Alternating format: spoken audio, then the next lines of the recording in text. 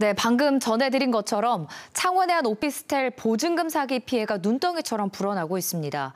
왜 이렇게 피해자가 많은 건지 손원혁 기자와 자세히 얘기를 나눠보겠습니다.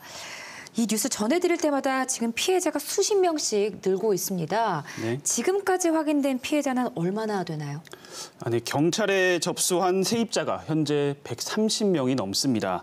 한 사람의 보증금이 적게는 수백만 원에서 많게는 1억 원까지 피해 금액이 벌써 50억 원을 넘었습니다. 네, 그런데 또 피해자가 지금보다도 더 늘 수도 있는 상황이라고요?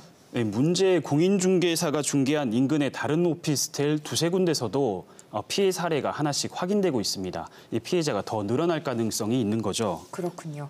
근데 수법이 가장 궁금합니다. 이게 어떤 방식이었던 건가요?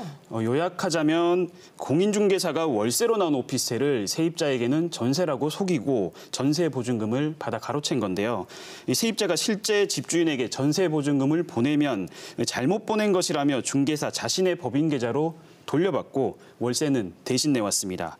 월세가 꼬박꼬박 들어오니 집주인과 세입자가 접촉할 일이 없었던 거고요.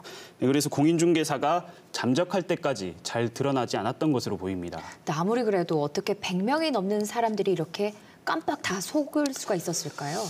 세입자들은 대부분 계약할 때 집주인을 보지 못했습니다. 네. 인근 부동산 관계자는 이 오피스텔이 유독 공인중개사에게 계약 자체를 맡겨둔 집주인이 많았다고 하는데요.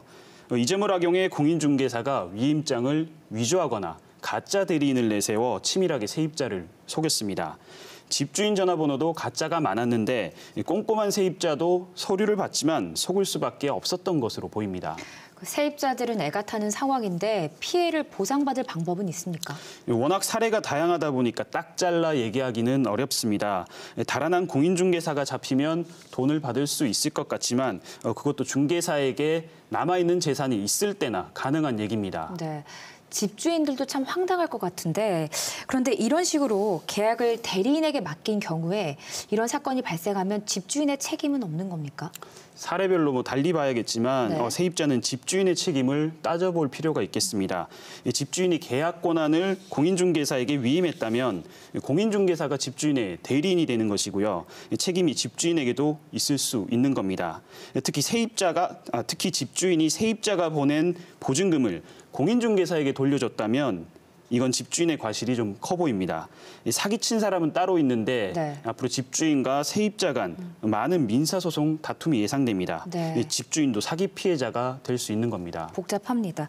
이런 피해를 예방할 방법은 없을까요? 제일 중요한 것이 집주인과 직접 만나서 계약을 하는 게 가장 안전합니다. 흔치 않은 전세나 반전세를 구했다고 생각하고 좀 까다롭게 구는 것은 아닐까 이렇게 생각하시는 분들도 계실 텐데요. 신분증과 인감증명서, 집문서 등 필요한 것들을 다 요구하셔야겠고요. 네. 신원을 꼼꼼히 확인해야겠습니다. 보증금도 집주인 계좌로 직접 입금해야 됩니다. 네, 손원혁 기자 잘 들었습니다.